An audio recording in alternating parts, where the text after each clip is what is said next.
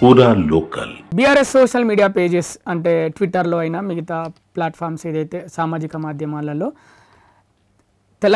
తెలంగాణ కాంగ్రెస్ ప్రభుత్వానికి సంబంధించి మహిళా మంత్రుల్ని టార్గెట్ చేసి పోస్టులు పెడుతున్నారు. దానివల్ల ఇంత గొడవ రచ్చ జరుగుతుందని మీరు నమ్ముతారా? వాళ్ళ వల్లనే స్టార్ట్ అయిందా లేకపోతే మీరు స్టార్ట్ చేశారా?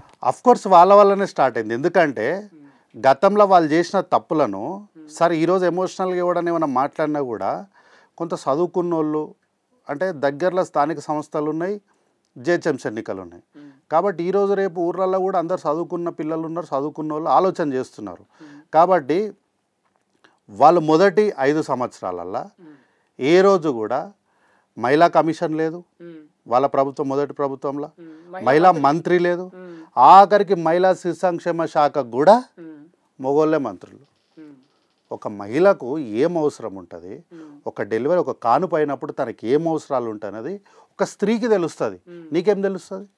కనీసం మహిళా మంత్రులు ఇయ్యని వీళ్ళు మహిళల పైన గౌరవం. కేటీఆర్కి మహిళలు అంటే గౌరవం లేదా?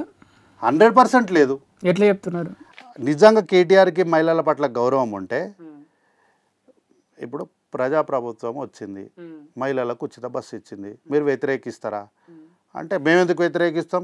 ఇంకా మంచిగా పెట్టుకోండి, ఇంకా ఫ్రీగా ఇచ్చుకోండి, పోయి రికార్డింగ్ డ్యాన్సులు చేసుకోండి అంటాడా? ఎవరు ఇవ్వాలి రికార్డింగ్ డ్యాన్సులు? చేయమని ఆయన బిడ్డను, ఆయన భార్యను, వాళ్ళ అమ్మను, వాళ్ళ అత్తలు ఇవ్వాలంటే వాళ్ళని చేసుకోమని రికార్డింగ్ డ్యాన్సులు. తెలంగాణ ఆడబిడ్డలకి ఏం అవసరం అండి రికార్డింగ్ డ్యాన్సులు చేసుకోవడానికి? ఏం తెలంగాణ ఆడబిడ్డలకు ఆత్మగౌరవం లేదా? రికార్డింగ్ డ్యాన్సులు చేసుకొని బతికిరా తెలంగాణలో ఏమన్నా?